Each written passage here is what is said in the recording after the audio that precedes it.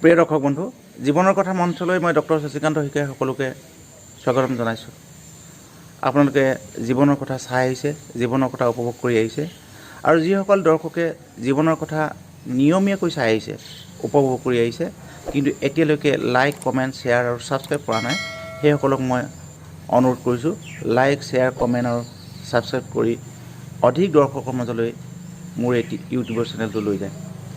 প্ৰিয় দৰ্শক বন্ধু, আজি আপোনালোকৰ বাবে লৈ আহিছোঁ এটা সম্পূৰ্ণ নতুন বিষয়, আৰু এই নতুন বিষয়টো হ'ল জীৱনৰ সফলতা বনাম মানুহৰ সপোন।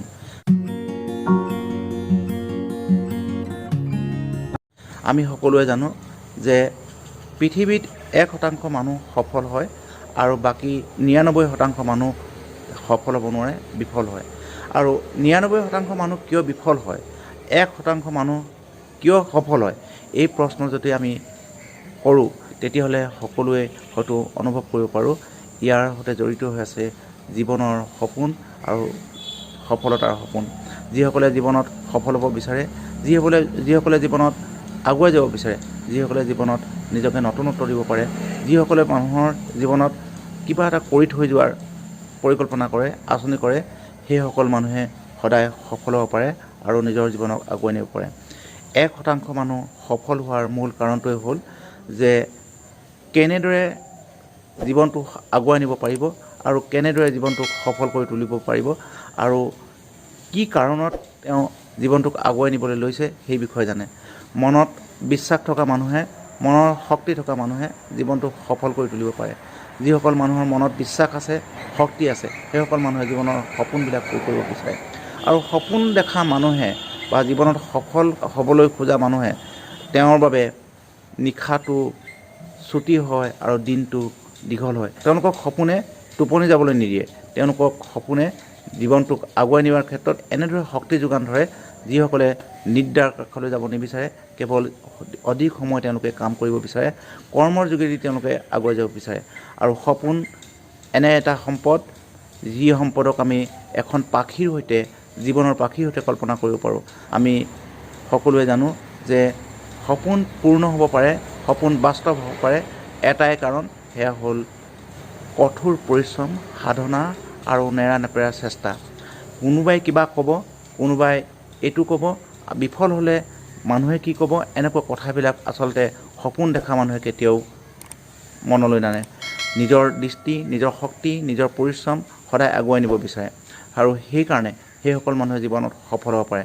সফল হ'বলৈ হ'লে মানুহে, কোনোবাই কিবা কৈছে, কিবা গালি পাৰিছে, ইটিকিং কৰিছে, কোনোবাই সহায় কৰা নাই। জীৱনত দেখা যায় যে বহু বন্ধু বান্ধৱ, শুভাকাংক্ষীয়ে জীৱনটোক আগুৱাই নিয়াৰ ক্ষেত্ৰত সহায় নকৰে, সহযোগিতা নকৰে, আৰু কিবা প্ৰকাৰে তেওঁলোকৰ বেয়া হওক, অনিষ্ট হওক, সেইটো বহু বন্ধু বান্ধৱ, শুভাকাংক্ষীয়ে এইটো কল্পনা কৰে বা চিন্তা কৰে। গতিকে সেইসকল মানুহৰ দৃষ্টিলৈ সফল হ'ব খোজা মানুহে কেতিয়াও ৰৈ নাথাকে, আৰু তেওঁ নিজৰ দৃষ্টিৰে, নিজৰ শক্তিৰে, নিজৰ বিশ্বাসেৰে আগুৱাই যাব বিচাৰে। জীৱনৰ সপোন বাস্তৱত ৰূপায়িত কৰিবৰ কাৰণে নিজৰ শক্তি, নিজৰ বিশ্বাস, নিজৰ পৰিকল্পনা, নিজৰ কঠোৰ পৰিশ্ৰম সদায় জড়িত হৈ থাকে, আৰু সেইসকল মানুহে সফল হ'ব পাৰে। গতিকে পৃথিৱীত সফল হ'ব খোজা মানুহৰ ভিতৰত আমি এইটো দেখোঁ যে কাৰো কথালৈ কোনো ভক্ষেপ নাই, কোনে কি কৈছে সেইবিলাক কোনো মানুহে কেতিয়াও নাভাবে, আৰু নিজৰ লক্ষ্য, নিজৰ উদ্দেশ্যলৈ আগুৱাই যায়, আৰু মানুহৰ জীৱনটোক ধন্য কৰি তেওঁলোকে জীৱনটোক সফল কৰিব বিচাৰে। জীৱনত সফল হ'বৰ কাৰণে সদায় আমি পৰিশ্ৰম কৰিব লাগিব আৰু এখন আঁচনি তৈয়াৰ কৰিব লাগিব। সপোন দেখা মানুহে সদায় আঁচনি তৈয়াৰ কৰে, সেই আঁচনিৰ মতে তেওঁলোকে আগুৱাই যায়।